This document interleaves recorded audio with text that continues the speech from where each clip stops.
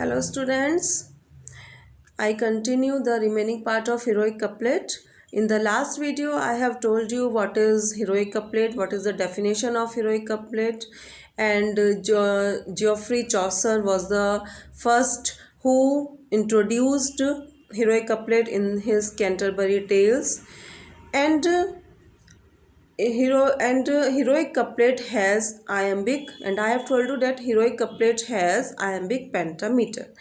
Now look at the PPT. What is iambic pentameter? Iambic pentameter is the line consists of 5 iambs, one unstressed syllable followed by one stressed syllable, 10 syllables in each line. Iambic pentameter में एक line में 5 आयम्स या 5 feet होते हैं और her feet में 2 स्लेबल होते हैं। स्लेबल मैं आपको आपकी जूम मीटिंग में आपको बिल्कुल प्रॉपर्ली समझा चुकी हूँ। स्लेबल आपने लास्ट ईयर भी फर्स्ट ईयर में पढ़ा था फोनेटिक्स में। स्लेबल क्या होता है? स्लेबल इज इक्वल टू वर्ब।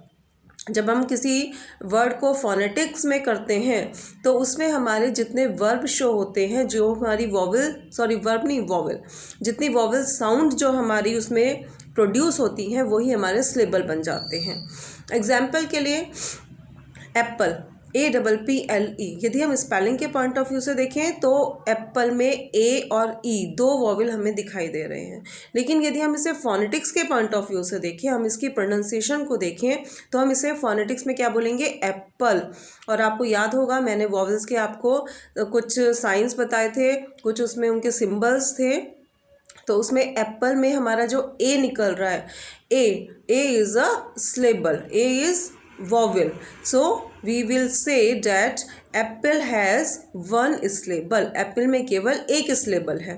तो उसी के बेस पर जो ये एम्बिक पेंटामीटर होता है उसमें जो हम सिलेबल मानते हैं वो हम स्पेलिंग के अकॉर्डिंग नहीं देखते बल्कि फोनेटिक्स के अकॉर्डिंग देखते हैं कि उसमें हमारे एक फीट में 2 सिलेबल होने चाहिए। और उसमें जो एक सिलेबल होता है वो स्ट्रेस्ड होता है, यानी उसको फोर्सफुली बोला जाता है, और एक अनस्ट्रेस्ड होता है यानी उसमें हम थोड़ा सा कम प्रेशर से बोलते हैं। Next, the term heroic couplet is sometimes reserved for couplets that are largely closed and self-contained. Largely closed यानी हीरोइक कपलेट, जो कपलेट होता है जब हम उसकी सेकेंड लाइन पढ़ते हैं तो वो हमें फील होता है कि ये यहाँ पर क्लोज हो गई है। जो राइटर अपनी बात कहना चाहता था, जो पोएट अपनी बात कहना चाहता था, वो बात इन 2 लाइनों में कंप्लीट हो चुकी है। वो इनकम्प्लीट सेंटेंस या इनकम्प्लीट लाइन नहीं होती। एंड सेल्फ कंटेन मीन्स एक पूरा मीनिंग लिए होती है। वो 2 लाइन्स जो हैं वो पूरा एक मीनिंग लिए हुए होती हैं। as opposed to the unjambered couplets of poets like John Donne. अब unjambered couplets यानी कि देखिए मैंने आपको बताया था कि जो कपलेट होते हैं उनमें राइमिंग स्कीम होती है। जो प्रोनाउंसिएशन या जो साउंड हमारी पहली लाइन में प्रोड्यूस होती है वही हमारी नेक्स्ट लाइन में प्रोड्यूस होती है। इट मीन्स यदि हम कहें कि राइमिंग स्कीम उसकी कैसे होगी कपलेट की, तो वो होगी ए। लेकिन एनजैम्बर्ड, बाद में ये एक पोएट हुए जॉन डन, जिन्होंने कपलेट्स को यूज़ तो किया लेकिन उन्होंने इस चीज़ को फॉलो नहीं किया कि उनकी जो राइमिंग स्कीम है वो ए ही हो। यानी उन्होंने इस तरह के कपलेट्स भी बनाए जिसमें कि राइम स्कीम डिफरेंट थी। पहली लाइन में ए तो दूसरी लाइन में बी थी, तो उसे हम कहते हैं एनजैम्बर्ड।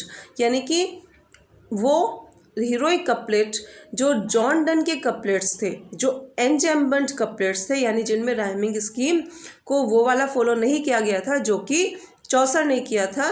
तो उन कपलेट्स के अपोजिट जो हीरोइक कपलेट है वे जो है क्लोज्ड होते हैं, लास्ट में उनमें क्लोज फीलिंग आती है और साथ ही उनका एक मीनिंग कंप्लीट वो मीनिंग लिए हुए होते हैं। The heroic couplet is often identified with the English baroque works of John Dryden and Alexander Pope. बाद में जॉन ड्राइडन और अलेक्जेंडर पॉप ने भी हीरोइक कपलेट को इंट्रोड्यूस किया, आइडेंटिफाई किया, उनको भी यूज़ किया। who used the form of their translations of the epics of Virgil and Homer. Virgil और Homer जो हैं ये इन लोगों के बुक्स हैं जिसमें उन्होंने एपिक्स का जो ट्रांसलेशन था और उन्होंने उसमें इनको यूज़ किया हीरोइक कपलेट को. Major poems in the closed couplet apart from the works of Dryden and Pope are Samuel Johnson's The Vanity of Human Wishes, Oliver Goldsmith's The Deserted Village and John Keats' Lima. जो major poem है close couplet की Dryden और pop के work के अलावा वे Dryden और pop का नाम तो आता ही है, ये कुछ और राइटर्स हैं जिनका नाम आता है जिन्होंने हीरोइक कपलेट को यूज़ किया. डेट वाज सैमुअल जॉनसन्स का the vanity of human wishes. Samuel Johnson एक पोएट का नाम है, उन्होंने the vanity of human wishes में हीरोइक कपलेट को यूज़ किया. ओलिवर गोल्डस्मिथ भी पोएट का नाम है, उन्होंने अपनी बुक द डेजर्टेड विलेज में यूज़ किया और जॉन कीट्स ने लाइमा में यूज़ किया. ये जो क्वेश्चंस हैं ये आपके वेरी शॉर्ट क्वेश्चंस में बन सकते हैं कि write the name of some poets who used heroic couplets. इस तरह से आपके क्वेश्चन बन सकता है, तो आप ये 3-4 नाम उसमें दे सकते हैं. The form was immensely popular in the 18th century. और ये जो फॉर्म थी वो बहुत पॉपुलर थी 18th सेंचुरी में. The looser type of couplet with occasional embellishment was one of the standard verse forms in medieval narrative poetry, largely because of the influence of the Canterbury Tales. Canterbury Tales का influence ज़रूर था, heroic couplet को use भी किया गया था, लेकिन loser type of couplet वही बात आ गई कि उसमें लूज़ था. मतलब उन्होंने पूरी स्ट्रिक्टली कैंटरबरी टेल्स के जो राइटर थे चौसर को पूरी तरह से उन्होंने फॉलो नहीं किया. उसमें एंजेम्बेंट था, यानी कि उसमें उन्होंने राइमिंग स्कीम को अपने अकॉर्डिंगली वहाँ पर करा. ज़रूरी नहीं था कि उन्होंने ए इस तरह से ही राइमिंग स्कीम रखी, उन्होंने अपने अकॉर्डिंगली राइमिंग स्कीम को वहाँ पर यूज़ किया. अब ये एग्जाम्पल देखिए आप, ये एग्जाम्पल आपका आयम्बिक पेंटामीटर का है. We think our father fools so wise we grow. मैंने आपको बताया था कि कपलेट में एग्जाम्पल जो लाइन होती है उसमें आयम्बिक पेंटामीटर होता है और ये आयम्बिक पेंटामीटर का एग्जाम्पल है.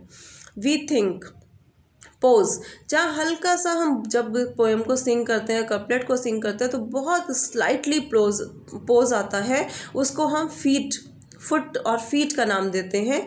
तो इस लाइन में आपकी 5 फीट आपको दिखाई दे रही है और ईच फुट हैज़ 2 सिलेबल. देखिए अगर आप इसको ध्यान से देखिए, first foot is we think. अब आप इसको अगर फोनेटिक्स के पॉइंट ऑफ व्यू से देखिए तो वी में एक आपका वोवेल वहाँ पर आ रहा है और थिंक दूसरा वोवेल आपका वहाँ आ रहा है. सेकेंड फुट अव फा, केवल फा तक हमारा यहाँ पर हम जब सिंग करेंगे इसको तो फा पे हल्का सा पोज करेंगे. अव फा द, तो यहाँ पर भी आपका वही चीज़ आ रही है कि आपके 2 सिलेबल आ रहे हैं यहाँ पे, एक तो अवर में अ और फादर में आ. वही एक ये भी चीज़ देखिए आप, इसमें एक स्ट्रेस्ड है और एक अनस्ट्रेस्ड है. The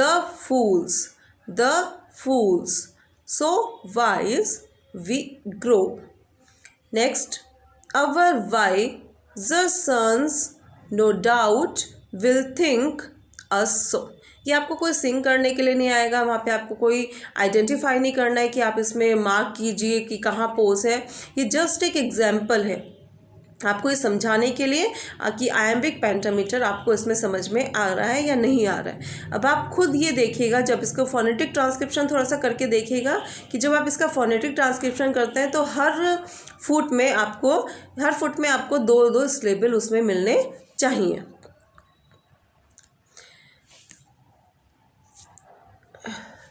These are some characteristics of heroic couplet. देखिए इसमें number 1, at the end of first line there is a pause indicated by a comma signifying partial completion.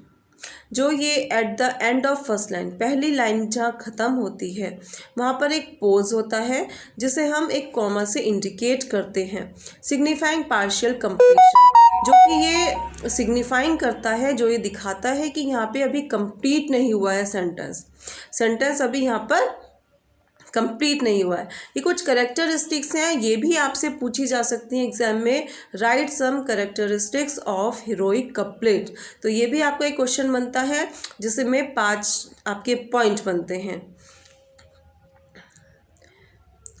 Okay students, I will continue this point in the next video. Okay, thank you.